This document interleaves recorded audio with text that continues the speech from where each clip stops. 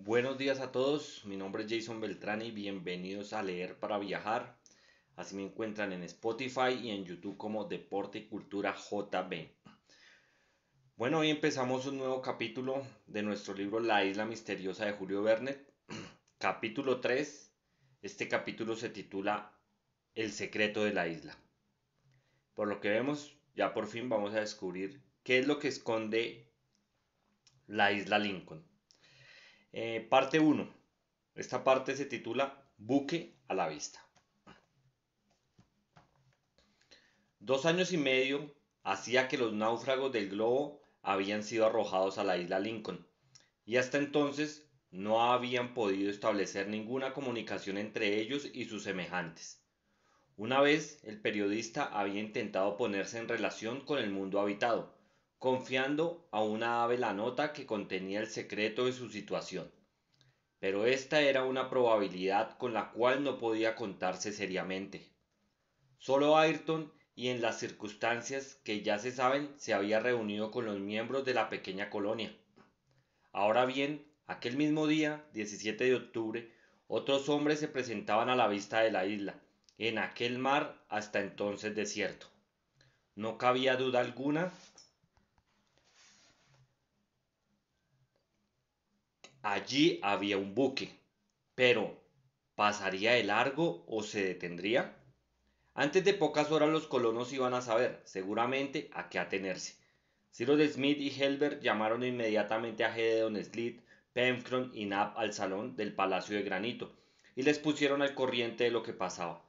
Pencroff, tomando el anteojo, recorrió rápidamente el horizonte y se detuvo en el punto indicado, es decir, en el que habían formado la mancha imperceptible en el eclipse fotográfico. ¡Mil diablos! ¡Es un buque!, dijo con un acento que no denotaba un entusiasmo extraordinario. ¿Viene hacia aquí?, preguntó Gedeon Spilett.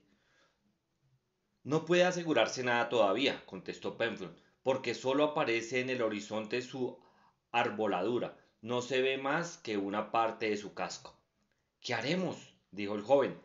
Esperar, contestó Cyrus Smith.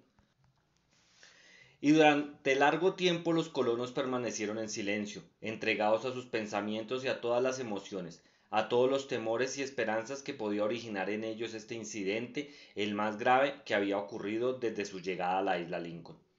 Ciertamente no se hallaban los colonos en la situación de náufragos abandonados en un islote estéril, que disputaban su miserable existencia en una naturaleza madrastra y se ven innecesariamente devorados por el deseo de volver a ver tierras habitadas.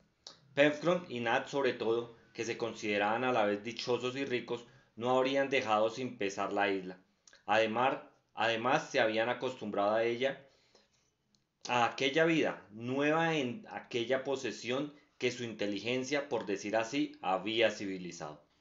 Pero, en fin, aquel buque significaba noticias del continente y era quizás una parte de la patria que acudía a buscarlos. En él venían seres semejantes a ellos y era natural que sus corazones latieran. De vez en cuando Pencroff volvía a tomar el anteojo y se apostaba a la ventana, examinando con muchísima atención el buque, que estaba a una distancia de 20 millas al este. Los colonos no tenían medio alguno de señalar su presencia. Una bandera no habría sido vista, la detonación de un arma de fuego no habría sido oída, y una hoguera no hubiera sido visible desde tan lejos. Sin embargo, era indudable que la isla, dominada por el monte Franklin, no había podido ocultarse a las miradas de los vigías del buque. Pero, ¿qué objeto podría inducirlo a acercarse a la costa? La casualidad le llevaba hacia aquella parte del Pacífico donde las cartas no señalaban tierra alguna, salvo la isla Tabor, que está fuera del rumbo ordinario de los buques que hacen la travesía de los archipiélagos polinesios de Nueva Zelanda y de la costa americana. A esta pregunta, que cada cual se hacía interiormente, contestó Helbert: ¿será el Duncan? Se recordará que el Duncan era el yate del Lord Glenderman, que había abandonado a Ayrton en el islote y que debía volver a recogerlo un día. El islote no estaba tan apartado de la isla Lincoln que un buque que hiciese rumbo al uno no pudiera pasar a la vista de la otra. Solo los separaba una distancia de 150 millas y 75 de latitud. Hay que avisar a Ayrton, dijo Gedeon Smith, para que venga inmediatamente. Solo él puede decirnos si ese buque es el Duncan. Tal fue también al parecer de todos, y el periodista, acercándose al aparato telegráfico que ponía en comunicación la dehesa con el Palacio de Granito, expidió el siguiente telegrama: venga enseguida. Pocos instantes después resonó el timbre. Allá voy, contestó Ayrton. Los colonos, entretanto, continuaron observando la nave.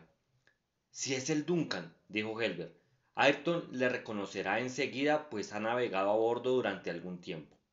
Y si le reconoce, añadió Pencroff, experimentará una terrible emoción. Sí, dijo Cyrus Smith, pero ahora Ayrton es digno de subir a bordo del Duncan, y pliegue al cielo que, en efecto, sea el yate de Lord Glenarvan, porque cualquier otro buque me parecía sospechoso. Estos mares son poco frecuentados y temo la visita de piratas malayos en nuestra isla.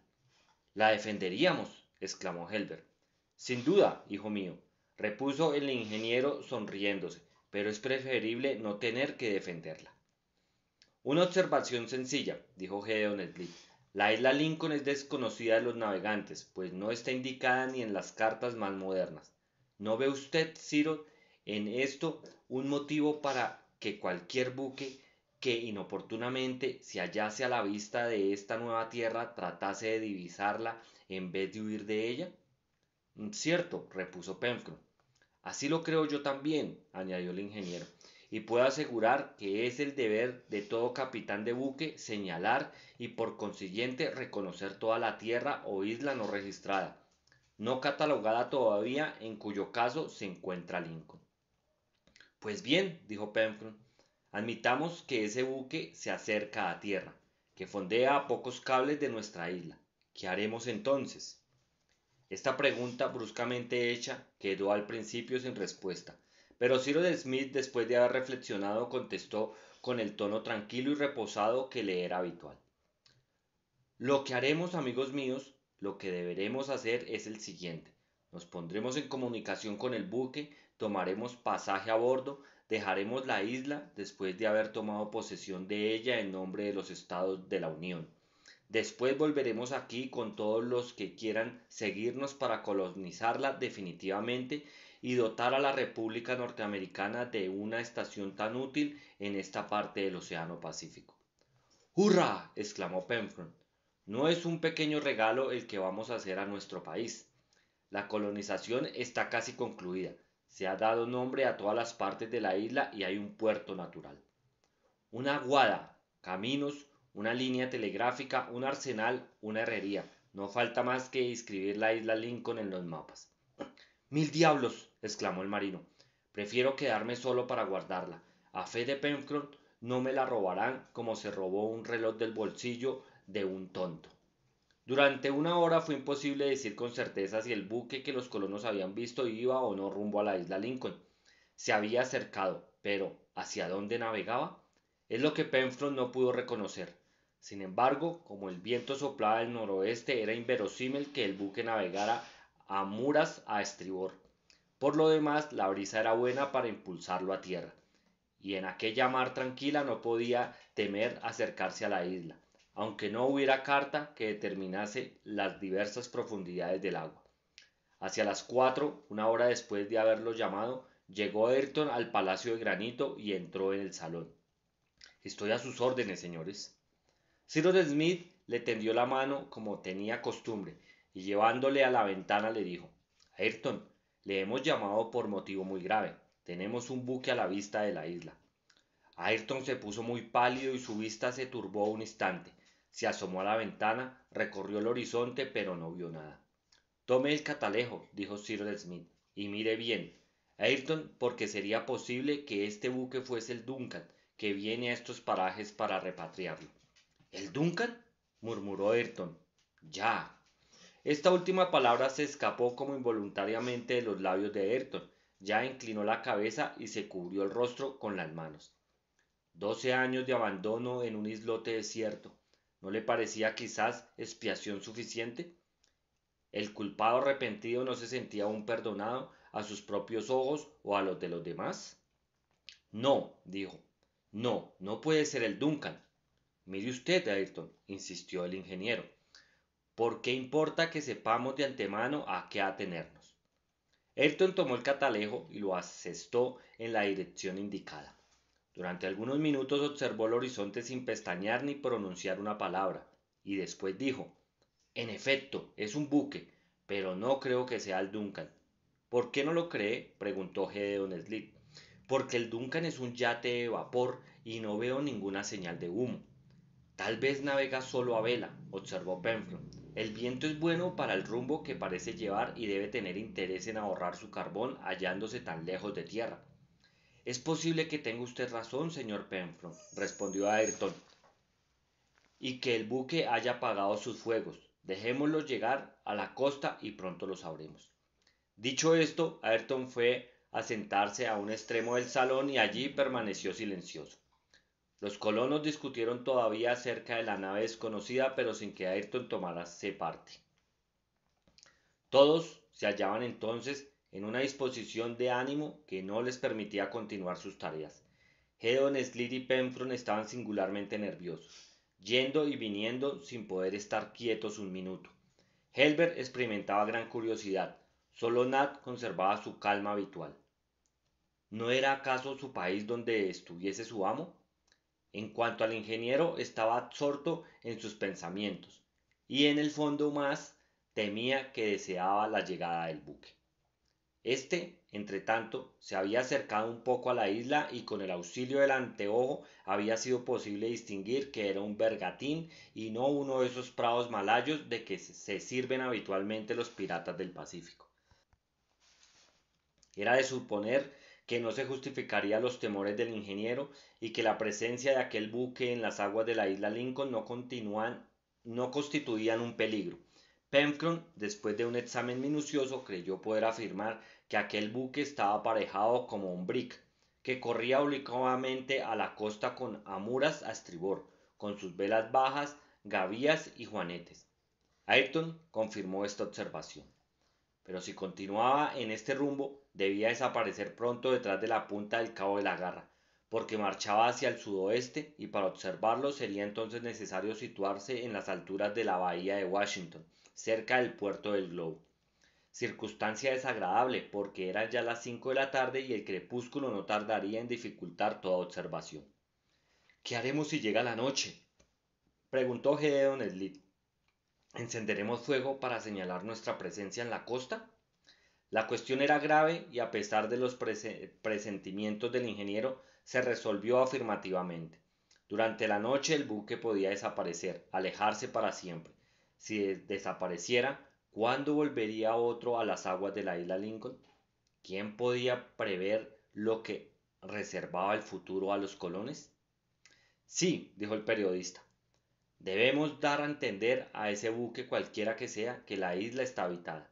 Perder esta ocasión que se nos ofrece sería causamos un remordimiento para lo futuro.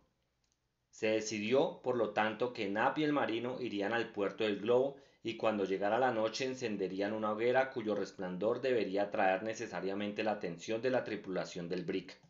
Pero, en el momento en que Nab y el marino se preparaban a salir del Palacio de Granito, el buque cambió su marcha y se dirigió francamente hacia la isla, haciendo rumbo a la bahía de la Unión. Aquel Brick andaba mucho, pues se acercó rápidamente.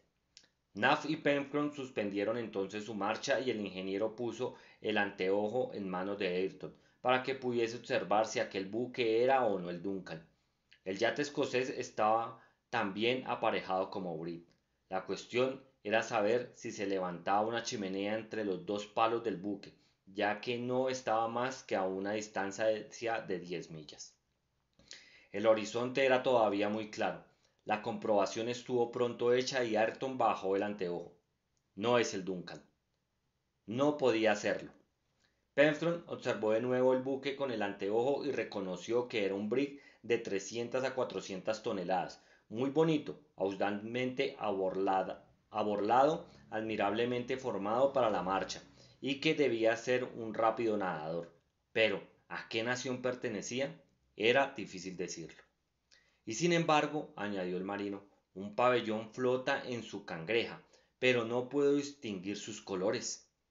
Antes de media hora sabremos a qué atenernos sobre este punto, dijo el periodista. Además, es evidente que el capitán de ese buque tiene intención de fondear junto a tierra, y por consiguiente, si no es hoy, mañana sabremos más. No importa, dijo Pencroff, vale más saber con quién tiene uno que vérselas, y no me disgustaría reconocer los colores de su pabellón. Hablando así, no dejaba de mirar con el anteojo. El día comenzaba a declinar y con el día caía también el viento del mar. El pabellón del Brig, menos tendido, se enredaba entre las brisas y era cada vez más difícil observarlo. No es un pabellón norteamericano, decía de cuando en cuando Pencroff, ni inglés, porque el color rojo se vería fácilmente. Ni trae los colores franceses ni alemanes, ni el pabellón blanco de Rusia, ni el amarillo de España. Parece un color uniforme. Veamos, en estos mares, ¿qué se encuentra más comúnmente? ¿El pabellón chileno? Pero ese pabellón es tricolor. ¿El brasileño? Es verde. ¿El japonés? Es negro y amarillo, mientras que en aquel momento una ráfaga de brisa extendió el pabellón desconocido. Ayrton tomó el anteojo que le dejó el marino, lo llevó a sus ojos y con voz sorda exclamó: ¡El pabellón negro! En efecto, un trapo oscuro se desarrollaba en la cangreja del brig y mostraba que podía tenerse al buque por sospechoso. ¿Tenía pues razón el ingeniero en sus pensamientos? ¿Era un buque de piratas? Recorría los mares bajo el Pacífico en competencia con los prados malayos que los infectan todavía. ¿Qué iba a buscar en las playas de la isla Lincoln? ¿La tomaba como una tierra desconocida e ignorada a propósito para ocultar los cargamentos robados? ¿Iba a pedir a sus costas un puerto de refugio para los meses de invierno? La honrada posesión de los colonos estaba destinada a transformarse en un asilo infame, una especie de capital de la piratería del Pacífico. Todas estas ideas se presentaban instintivamente al ánimo de los colonos. Por lo demás, no había ninguna duda acerca del significado que se debía dar al color del pabellón enarbolado. Era indudablemente el de los piratas. Era el que hubiese llevado el Duncan, si los presidiarios hubiesen logrado realizar sus criminales proyectos. No perdieron tiempo discutiendo. Amigos míos, dijo Cyrus Smith, quizás ese buque no quiere más que observar el litoral de la isla. Quizás su tripulación no desembarque. Esta es una probabilidad que tenemos en favor nuestro. De todos modos, debemos hacer todo lo posible para ocultar nuestra presencia en la isla. El molino establecido en la meseta de la Gran Vista se distingue desde lejos muy fácilmente. Ayrton y Nan irán enseguida a quitar las aspas. Disimularemos igualmente con un ramaje más espeso las ventanas del palacio de granito y se apagará el fuego en todas partes para que nada anuncie la presencia del hombre en esta isla. ¿Y nuestra embarcación? Dijo Halbert. Oh, dijo Pencroff, está bien abrigada en el puerto del globo y desafío a esa canalla a que la encuentre. Las órdenes del ingeniero fueron ejecutadas inmediatamente. Nab y Ayrton subieron a la meseta y adoptaron las medidas necesarias para ocultar todo indicio de habitación. Mientras se ocupaban en esta tarea, sus compañeros fueron a los linderos del bosque del jamacar y volvieron con gran cantidad de ramas bejucos que debían, a cierta distancia, figurar un ramaje natural y velar bastante bien las aberturas del muro de granito. Al mismo tiempo, se dispusieron las municiones y las armas para poder utilizar en el primer instante, en caso de una agresión repentina. Cuando estuvieron tomadas estas precauciones, dijo Cyrus Smith con voz conmovida: amigos míos, si esos miserables quieren apoderarse de la isla Lincoln, la defenderemos, ¿no es verdad? Sí, Ciro, contestó el periodista, y si es preciso moriremos todos por defenderla. El ingeniero tendió la mano a sus compañeros, que la estrecharon con efusión. Solo Ayrton permaneció en su rincón sin unirse a los colonos. Tal vez, como antiguo presidiario, se sentía indigno de unirse a ellos. Cyrus Smith comprendió lo que pasaba en el ánimo de Ayrton y dirigiéndose a él le preguntó: ¿y qué hará usted, amigo mío? Mi deber, contestó Ayrton. Después se acercó a la ventana. mirando a través del follaje. Eran las 7:30. Hacía 20 minutos que el sol había desaparecido detrás del palacio de granito, y por consecuencia el horizonte del este se iba oscureciendo poco a poco. Entretanto el brig avanzaba hacia la bahía de la Unión. Ya no estaba más que a 8 millas y precisamente enfrente de la meseta de la Gran Vista, porque después de haber virado a la altura del Cabo de la Garra, había subido bastante hacia el norte, ayudando por la corriente del flujo. Podía decirse ya que a aquella distancia había entrado en la bahía, en la vista de la bahía, porque una línea recta tirada desde el cabo de la Garra al cabo Mandíbula habría quedado al oeste del buque, sobre su costado de estribor. ¿Iba a penetrar el brig en la bahía? Esta era la primera cuestión. Una vez en la bahía, ¿echaría el ancla? Esta era la segunda. ¿Se contentaría con observar el litoral haciéndose de nuevo a la mar sin desembarcar la tripulación? Esto es lo que antes de una hora iba a saberse. Los colonos no tenían que hacer más que esperar. Cyrus Smith no había visto sin profunda ansiedad al buque sospechoso enarbolar el pabellón negro. ¿No era una amenaza directa contra la obra que sus compañeros y él habían realizado? Los piratas, ¿por qué no podía dudarse que lo fueren?, habían frecuentado en otro tiempo la isla, puesto que al llegar a ella habían izado sus colores. Habían desembarcado anteriormente en ella, lo cual explicaría ciertas particularidades inexplicables hasta entonces. ¿Existía en las partes no exploradas de la isla algún cómplice dispuesto a entrar en comunicación con ellos? A todas estas preguntas que Cyrus Smith sabía no había que responder, pero comprendía que la situación de la colonia estaba gravísimamente comprometida por la llegada de aquel brig. Sin embargo, sus compañeros y él estaban decididos a resistir hasta el final. Aquellos piratas eran más y estaban mejor armados que los colonos. Este era un punto muy importante que había que averiguar. Pero, ¿cómo llegar hasta ellos? Era de noche. La luna nueva había desaparecido con la irradiación solar y una profunda oscuridad envolvió el mar y la isla. Las densas nubes amontonadas en el horizonte no dejaban filtrar ningún resplandor y el viento había caído completamente con el crepúsculo. No se movía una hoja en los árboles, ni murmuraba una ola sobre la playa. No se veía nada del buque. Todos sus fuegos estaban apagados u ocultos, y si se encontraba todavía a la vista de la isla, no se podía saber el sitio que ocupaba. ¿Quién sabe?, dijo entonces Pencroff. Quizás este condenado buque se echa a la mar durante la noche y no lo encontraremos cuando amanezca. Como respuesta a la observación del marino, se vio a lo lejos un vivo resplandor y poco tiempo después resonó un cañonazo. El buque estaba allí y tenía piezas de artillería a bordo. 6 segundos habían transcurrido entre el fogonazo y el ruido. El brig estaba como a 1,5 millas de la costa. Al mismo tiempo se oyó un ruido de cadenas que reclinaban a través de los escobones. El buque acababa de fondear a la vista del Palacio de Granito. Bueno amigos, hasta aquí llegó esta parte del tercer capítulo. Más tarde continuaremos o otro día continuaremos con nuestra lectura. Muchas gracias por escucharme y hasta la próxima.